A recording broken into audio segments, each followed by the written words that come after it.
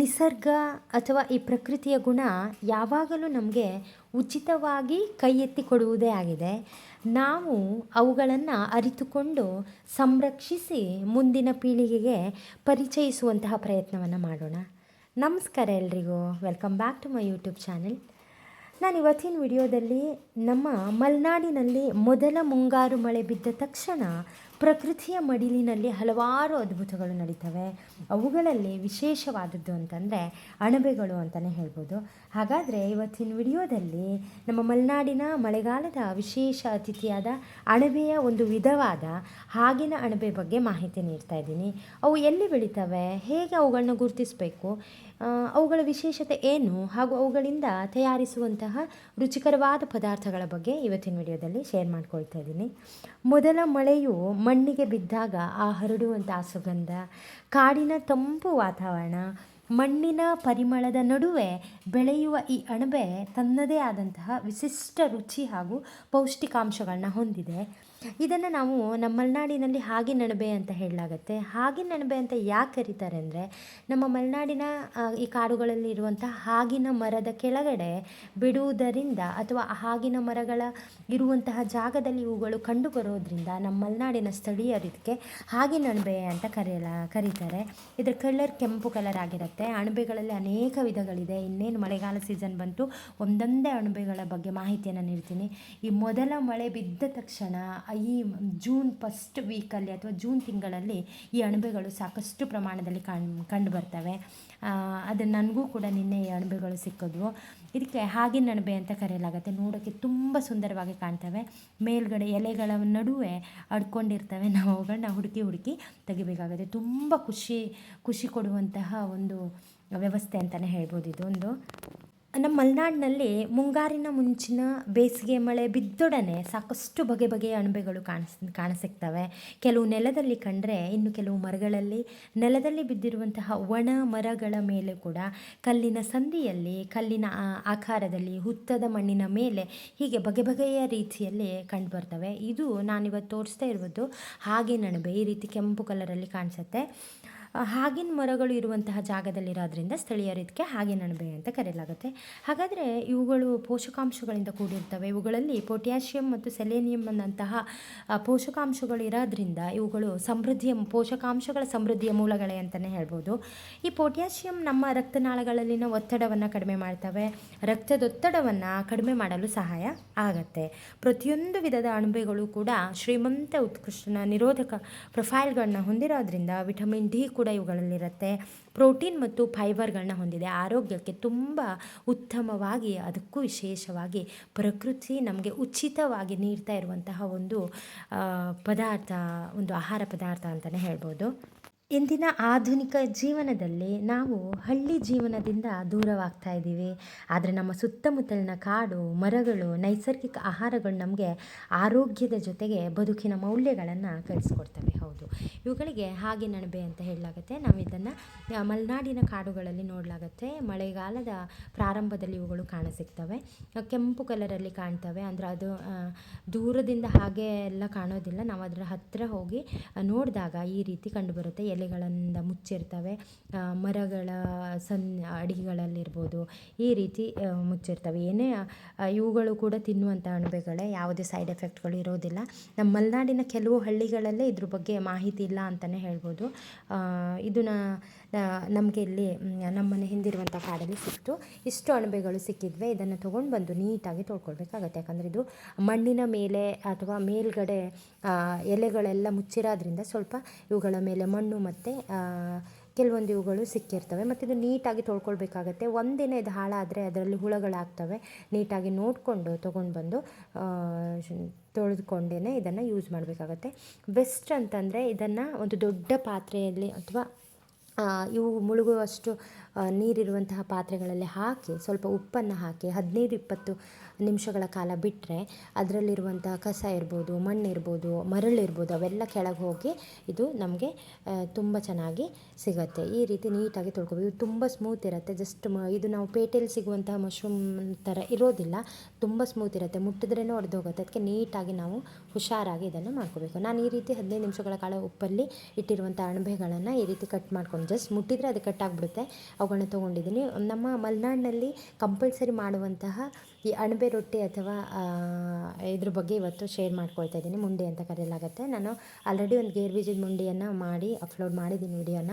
ಅದೇ ವಿಧದಲ್ಲಿ ಇದನ್ನು ಮಾಡಲಾಗುತ್ತೆ. ಸ್ವಲ್ಪ ಚೇಂಜ್ ಇರುತ್ತೆ, ಬಟ್ ಇದಕ್ಕೆ ನೀರು ಹಾಕೋ ಅವಶ್ಯಕತೆ ಇಲ್ಲ. ಹಾಗಾದರೆ ನನಗೆ ಇದಕ್ಕೆ ಏನೇನು ತೊಗೊಂಡಿದ್ದೆ ಅಂದರೆ, ನಾವು ರೊಟ್ಟಿಗೆ ಮಾಡ್ಕೊಂಡಿರುವಂಥ ಹಿಟ್ಟಲ್ಲೇ ಇದನ್ನು ಮಾಡಿದ್ರೆ ತುಂಬ ರುಚಿಯಾಗಿರುತ್ತೆ. ಇದಕ್ಕೊಂದು ಮಸಾಲೆ ರೊಟ್ಟಿ, ಅಣಬೆ ರೊಟ್ಟಿ ಅಂತಲೇ ಹೇಳ್ಬೋದು. ಇಷ್ಟು ಪದಾರ್ಥಗಳು ಬೇಕಾಗಿರುತ್ತೆ. ಇವುಗಳ ಬಗ್ಗೆ ಹೆಚ್ಚು ಮಾಹಿತಿ ಬೇಕಂದರೆ ನಂದು ಮಲೆನಾಡಿನ ಗೇರು ಬೀಜದ ಮುಂಡಿ ವಿಡಿಯೋವನ್ನು ನೀವು ನೋಡ್ಬೋದು.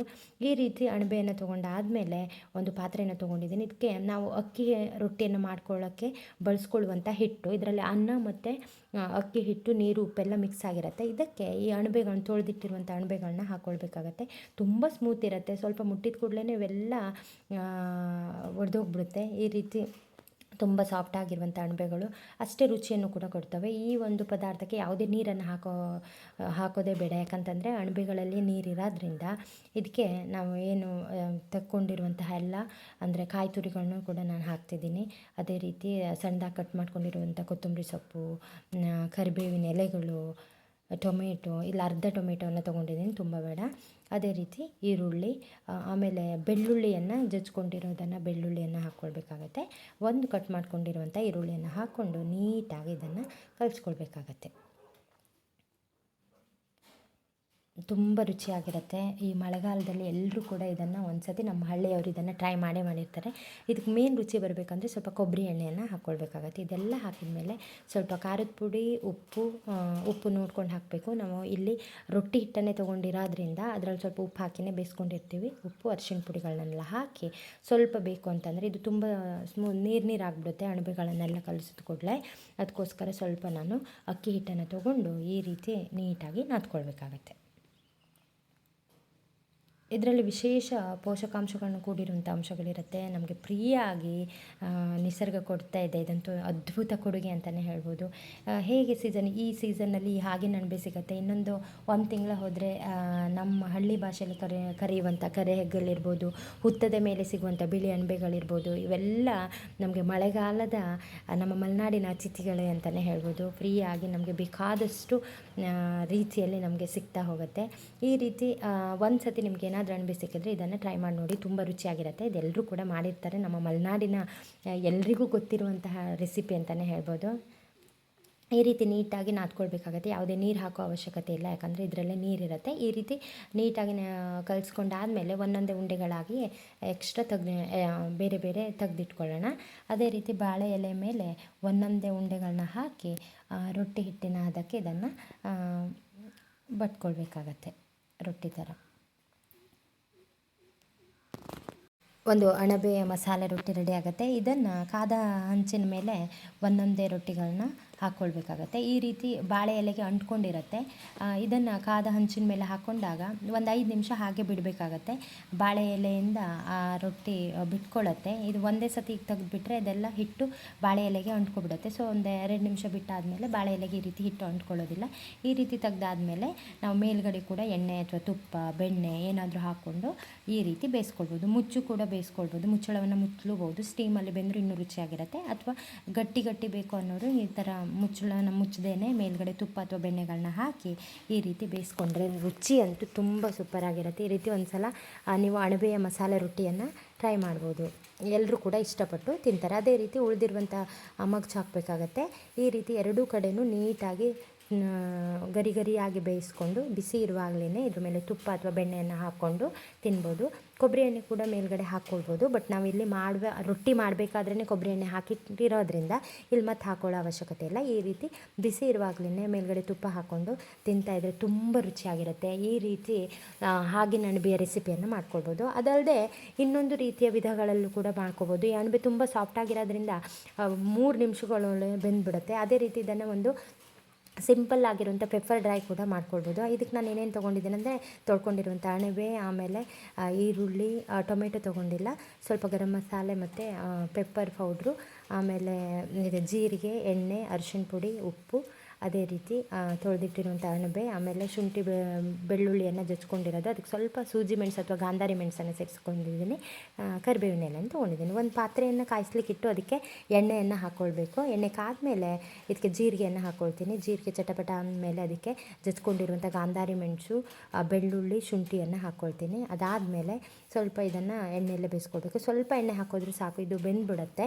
ನೀರಂತೂ ಅದೇ ಅಣಬೆಯಲ್ಲಿರುವಂಥ ನೀರೇ ಬಿಟ್ಕೊಳ್ಳುತ್ತೆ. ಈ ರೀತಿ ಇದು ಬೇಯ್ತಾ ಇರಬೇಕಾದ್ರೆ ಇದಕ್ಕೆ ನಾವು ಕರಿಬೇವಿನ ಎಲೆಗಳನ್ನ ಹಾಕ್ಕೊಳ್ಳೋಣ. ಕರಿಬೇವಿನ ಎಲೆಯನ್ನು ಹಾಕ್ಕೊಂಡು ನೀಟಾಗಿ ಬಾಡಿಸ್ಕೊಳ್ಬೇಕು. ಅದಾದಮೇಲೆ ಹೆಚ್ಕೊಂಡಿರುವಂತಹ 2-3 ಹಸಿಮೆಣಸನ್ನು ಕೂಡ ಇದಕ್ಕೆ ಹಾಕ್ಕೊಳ್ಬೇಕು. ಇದನ್ನು ನೀಟಾಗಿ ಬಾಡಿಸ್ಕೊಂಡಾದ್ಮೇಲೆ ಒಂದು ಸಣ್ಣ ಈರುಳ್ಳಿಯನ್ನು ಸಣ್ಣದಾಗಿ ಹೆಚ್ಕೊಂಡಿರುವಂಥ ಈರುಳ್ಳಿಯನ್ನು ಹಾಕಿ, ಈರುಳ್ಳಿ ಕೆಂಪು ಬಣ್ಣ ಬರುವವರೆಗೂ ಇದನ್ನು ಫ್ರೈ ಮಾಡ್ಕೊಳ್ಬೇಕಾಗತ್ತೆ. ಇದು ತುಂಬ ಸಿಂಪಲ್ ರೆಸಿಪಿ, 3 ಅಥವಾ 4 ನಿಮಿಷದೊಳಗಡೆ ಆಗಿಬಿಡುತ್ತೆ. ಯಾಕಂದರೆ ಅಣಬೆ ಇದು ತುಂಬ ಬೇಗ ಬೆಂದ್ಬಿಡುತ್ತೆ. ಈ ಈರುಳ್ಳಿ ಸ್ವಲ್ಪ ಬೇಗ ಬೇಯಬೇಕು ಅಂತಂದರೆ ಉಪ್ಪು ಮತ್ತು ಅರಿಶಿನ ಪುಡಿಯನ್ನು ಸೇರಿಸ್ಬೇಕು ಅಂತ ಹೇಳ್ತಾರೆ. ಇದನ್ನು ಸೇರಿಸಿದಾಗ ಈರುಳ್ಳಿ ಬೇಗ ಫ್ರೈ ಆಗುತ್ತೆ. ಮತ್ತು ರುಚಿಗೆ ತಕ್ಕಷ್ಟು ಉಪ್ಪು ಮತ್ತು ಅರಿಶಿನ ಪುಡಿಯನ್ನು ಹಾಕಿ ಇದನ್ನು ಈರುಳ್ಳಿ ಬ್ರೌನ್ ಕಲರ್ ಆಗೋವರೆಗೂ ಇದನ್ನು ಹುರ್ಕೊಳ್ಬೇಕು. ಇದಾದಮೇಲೆ ಇದಕ್ಕೆ ತೊಳೆದು ಉಪ್ಪು ಮತ್ತು ನೀರಲ್ಲಿ ನೆನೆಸಿ ಕ್ಲೀನ್ ಮಾಡ್ಕೊಂಡಿರುವಂತಹ ಅಣಬೆಗಳನ್ನು ಇದೇ ಸಮಯದಲ್ಲಿ ಇದಕ್ಕೆ ಹಾಕ್ಕೊಳ್ಳೋಣ. ಈ ರೀತಿ ಅಣಬೆಗಳನ್ನು ನೀಟಾಗಿ ತೊಳ್ಕೊಂಡಿರುವಂಥ ಅಣಬೆಗಳನ್ನ ಇದಕ್ಕೆ ಹಾಕ್ಕೊಳ್ಳೋಣ. ಇದರಲ್ಲಿ ನೀರಿರುತ್ತೆ, ಯಾವುದೇ ನೀರನ್ನು ಹಾಕೊಳ್ಳೋ ಕೆಲಸನೇ ಇಲ್ಲ. 1 ನಿಮಿಷ ಇದನ್ನು ಫ್ರೈ ಮಾಡ್ತಾ ಇರಬೇಕಾದ್ರೆ ಇದು ನೀರು ಬಿಡ್ತಾ ಹೋಗುತ್ತೆ. ನೋಡಿ, 3-4 ನಿಮಿಷದೊಳಗಡೆ ಇದೆಲ್ಲ ಬೆಂದೋಗ್ಬಿಡುತ್ತೆ. ಇದು ರುಚಿ ಮಾತ್ರ ತುಂಬ ಚೆನ್ನಾಗಿರುತ್ತೆ. ರೊಟ್ಟಿ, ಚಪಾತಿ, ದೋಸೆ ಜೊತೆ ಅಥವಾ ಅನ್ನಕ್ಕೆ ಜೊತೆನೂ ಇದನ್ನು ನಾವು ತಿನ್ಬೋದು. ಗ್ರೇವಿ ಕೂಡ ಮಾಡಿಕೊಂಡು ತಿನ್ಬೋದು. ಬಟ್ ಇದು ಸ್ಮೂತ್ ಇರೋದ್ರಿಂದ ಜಸ್ಟ್ ಈ ಥರ ಫ್ರೈ ಮಾಡಿಕೊಂಡು ತಿಂದರೆ ತುಂಬ ರುಚಿಯಾಗಿರುತ್ತೆ. ಈ ರೀತಿ ಇದು ಸ್ವಲ್ಪ ಇದು ಎಣ್ಣೆ ಜೊತೆ ಬೇಯ್ತಾ ಇರಬೇಕಾದ್ರೆ ಇದಕ್ಕೆ ನಾವು ಆಲ್ರೆಡಿ ಉಪ್ಪನ್ನು ಹಾಕ್ಕೊಂಡಿರ್ತೀವಿ, ಮತ್ತು ಉಪ್ಪು ಹಾಕೊಳ್ಳೋ ಅವಶ್ಯಕತೆ ಇಲ್ಲ, ಸ್ವಲ್ಪ ಇದೆ ಇದು. ಇದೆಲ್ಲ ನೀಟಾಗಿ ಫ್ರೈ ಆಗ್ತಾ ಇರಬೇಕಾದ್ರೆ ಇದಕ್ಕೆ ಗರಂ ಮಸಾಲೆ ಪುಡಿಯನ್ನು ಸ್ವಲ್ಪ ಹಾಕ್ಕೊಳ್ಳೋಣ. ಇದು ತಾನಾಗೆ ನೀರು ಬಿಡುತ್ತೆ ಅಣಬೆಯಲ್ಲಿರೋದು, ಯಾವುದೇ ನೀರು ಹಾಕೊಳ್ಳೋ ಅವಶ್ಯಕತೆ ಇಲ್ಲ. ಸ್ವಲ್ಪ ಗರಂ ಮಸಾಲೆ ಪೌಡ್ರನ್ನ ಹಾಕಿ ಇದನ್ನು ಮತ್ತೆ ಚೆನ್ನಾಗಿ ಬಾಡಿಸ್ಕೊಳ್ಬೇಕಾಗತ್ತೆ. ಅದಾದಮೇಲೆ ಫೈನಲಿ ನಾವು ಇದಕ್ಕೆ ಖಾರಕ್ಕೋಸ್ಕರ ಪೆಪ್ಪರ್ ಪೌಡ್ರನ್ನು ಇಲ್ಲಿ ಹಾಕ್ಕೊಳ್ಳೋಣ. ಇದು ಸ್ವಲ್ಪ ಜಾಸ್ತಿ ಕೂಡ ಹಾಕ್ಕೊಳ್ಬೋದು, ಖಾರ ಕಡಿಮೆ ಬೇಕು ಅನ್ನೋರು ಇಷ್ಟು ಹಾಕ್ಕೊಂಡ್ರೆ ಸಾಕಾಗುತ್ತೆ. ಇದಿಷ್ಟು ಹಾಕಿ ನೀಟಾಗಿ ಬಾಡಿಸ್ಕೊಂಡು ಒಂದು 5 ನಿಮಿಷಗಳ ಕಾಲ ಇದನ್ನು ಮುಚ್ಚಿ ಬೇಯಿಸೋದ್ರಿಂದ ತುಂಬ ರುಚಿಯಾದಂತಹ ಹಾಗಿನ ಅಣಬೆ ರೆಸಿಪಿ ನಮಗೆ ರೆಡಿ ಆಗುತ್ತೆ. ಈ ರೀತಿ ಅಣಬೆ ರೊಟ್ಟಿಯನ್ನು ಮಾಡ್ಕೊಳ್ಬೋದು, ಅಥವಾ ಈ ರೀತಿ ಗ್ರೇವಿ ಮಾಡಿಕೊಂಡು ಕೂಡ ನಾವು ತಿನ್ಬೋದು. ಪ್ರಕೃತಿಯ ಪ್ರತಿಯೊಂದು ಕೊಡುಗೆಯೂ ಒಂದು ಪಾಠವೇ ಸರಿ ಅಂತಲೇ ಹೇಳ್ಬೋದು. ಅದನ್ನು ಅರಿತಾಗ ಮಾತ್ರ ನಮಗೆ ಆರೋಗ್ಯ ಸಿಗುತ್ತೆ, ನಮ್ಮ ಸಂಸ್ಕೃತಿಯ ಬಗ್ಗೆ ಒಲವು ಬರುತ್ತೆ, ಅದ್ರ ಜೊತೆಗೆ ಖುಷಿಯಾದ ಜೀವನ ಕೂಡ ಸಿಗುತ್ತೆ. ಇನ್ನೊಂದು ಹೊಸ ಮಲೆನಾಡಿನ ಹಳ್ಳಿ ಸೊಗಡಿನೊಂದಿಗೆ ಮುಂದಿನ ವಿಡಿಯೋದಲ್ಲಿ ಭೇಟಿಯಾಗೋಣ. Thank you.